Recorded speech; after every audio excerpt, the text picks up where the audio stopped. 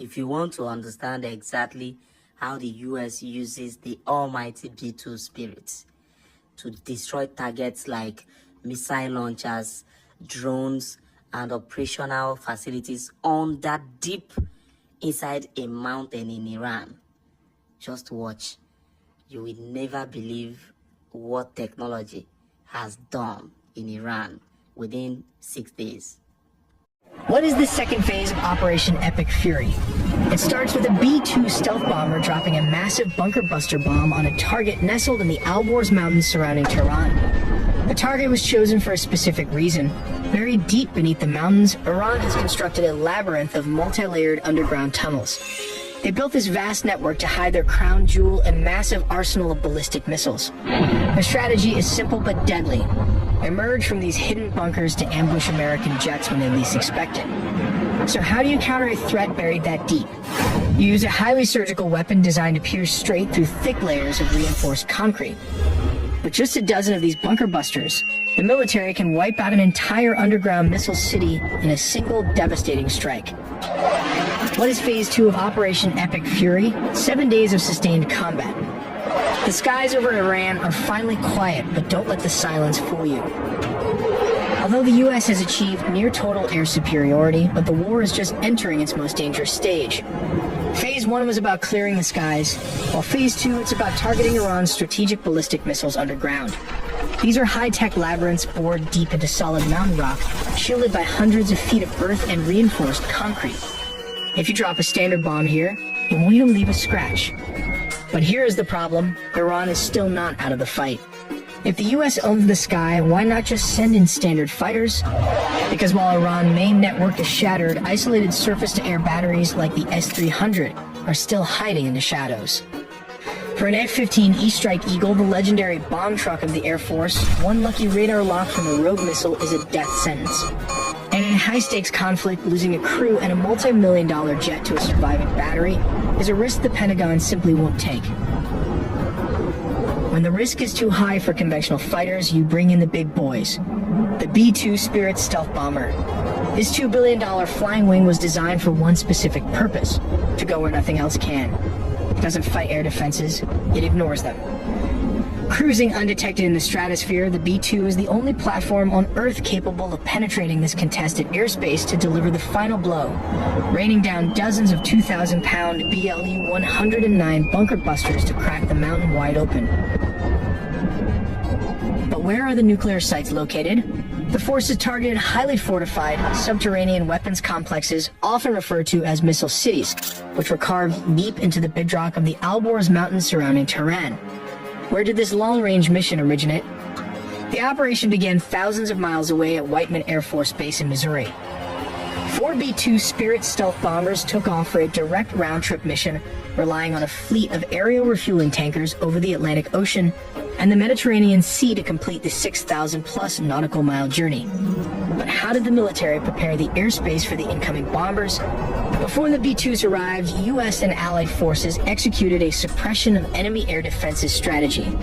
EA-18G Growlers jammed enemy radar systems with heavy electronic warfare, while fighter jets destroyed operational surface-to-air missile launchers to blind the defense grid and clear a safer path, successfully infiltrating the degraded airspace completely undetected. What was the tactical strategy for destroying facilities buried so deeply underground? Once over the target coordinates, the bombers opened their internal bays to saturate the area rather than dropping a single massive explosive. They deployed multiple precision-guided bunker busters, calculating exact angles of impact to collapse reinforced concrete entrances, shatter ventilation shafts, and exploit structural weak points, effectively burying the ballistic missiles inside the mountain.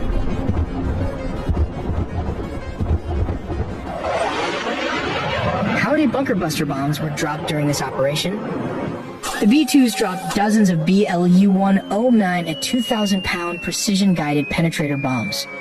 This strike was a key component of a larger 72-hour campaign that successfully hit approximately 200 hardened infrastructure targets deep inside the region. But what's the difference between the BLU-109 and the GBU-57 bomb? While the massive 30,000 pounds GBU-57 NOP is used to crush the deepest parts of a mountain, the GBU-28 and GBU-31 are the surgical tools. Let's break down exactly how this works. Once this bomb drops from the belly of the B2-Spirit, it falls just like a traditional unguided weapon. The real magic is in the fusing. Ground crews can fit it with a nose fuse, a tail fuse, or both. If it hits the dirt with the nose fuse active, it detonates on impact, triggering the explosive conduit instantly for a massive surface blast. But if the pilot needs to crack a hardened target, they rely on the FMU-139 tail fuse for a delayed reaction. Driven by gravity, the heavy casing of the bomb easily penetrates the concrete surface of a building.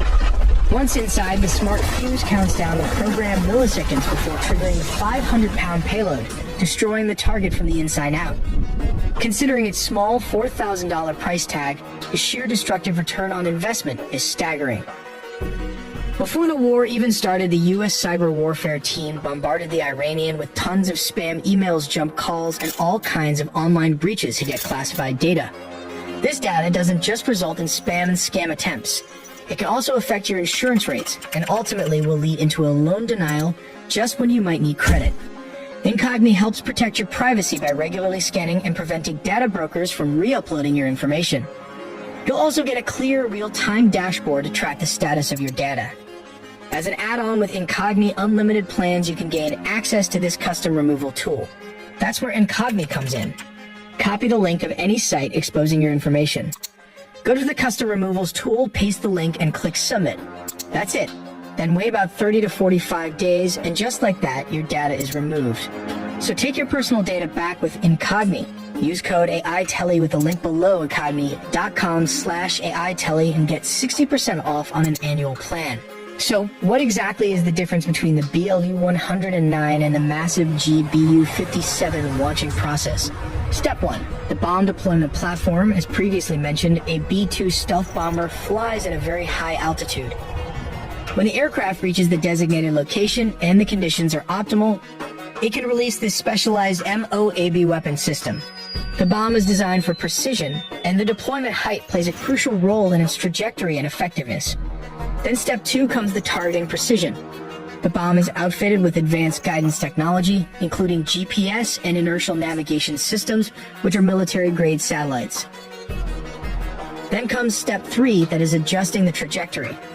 The guidance information and data is then transmitted to the bomb's 4-lattice motors fins located at the rear. These fins can move and adjust in real time, allowing the bomb to correct its course as it descends under the force of gravity. These adjustments are essential because the weapon does not have thrusters to change its trajectory. Instead, it relies on the movement of these fins in a high-altitude drop to control its flight path. This is why the bomb must be deployed from a very high altitude so it has enough time and distance to adjust its trajectory accurately. Here comes the most difficult part, that is step 4, impact and penetration. The bomb, known as the Massive Ordnance Penetrator, weighs approximately 30,000 pounds, which is around 14,000 kilograms. When it reaches its target, it strikes with immense force, designed to penetrate deep into hardened structures, such as bunkers. The energy upon impact allows the bomb to bury itself over 200 feet into reinforced concrete, ensuring it delivers its payload precisely where it is intended for maximum effect. How did the B-2s reach the missile caves without being detected? As stated, almost every aircraft has a rudder and elevators to turn and stabilize the plane, but the B2-Spirit has none of these.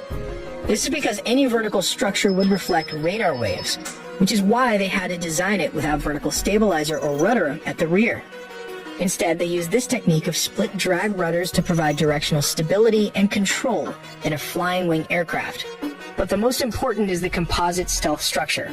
Here, we find that all the edges are made of fiberglass epoxy to reflect radar, while the largest part of the wing is primarily made of graphite epoxy. Interestingly, the crew station assembly is made up of aluminum. At the base, since these areas have to withstand a lot of heat from the engine, they are made of titanium, a super strong, expensive material. Finally, we have fiberglass polyamide, a stealthy material able to withstand heat. This is what it looks like with all the labeling and segments assigned to it to give you a better picture. Let's take a look at the $1 billion radar paint technology, which is still classified. But here's what we know from aviation experts. It involves the use of radar-absorbing material, also called RAM. RAM is a polymer-based material applied to the surface of stealth military aircraft, like the F-22 Raptor and F-35 Lightning II. Moving to the belly of the beast and opening the bomb bay door is this weapon adapter suspension, which makes this bomber formidable. While the B2-Spirit might look small, it can fit around 80 numbers of Mark 82 bombs weighing 500 pounds. Yes, all these 80 weapons can fit inside this weapon adapter, totaling around 40,000 pounds, which is approximately 18,000 kilograms of free-fall gravity weapon system. Depending on the mission, the B2-Spirit can switch to this rotary weapon system, enabling it to carry around 16 numbers of AGM-158 missiles, which can cost around $1.5 million each. When ready, a B2-Spirit can drop this weapon payload discreetly. The AGM missiles unfold their wings to fly towards the target, traveling up to 230 miles, which is around 370 kilometers. We make original videos from scratch and animated by humans, so please subscribe to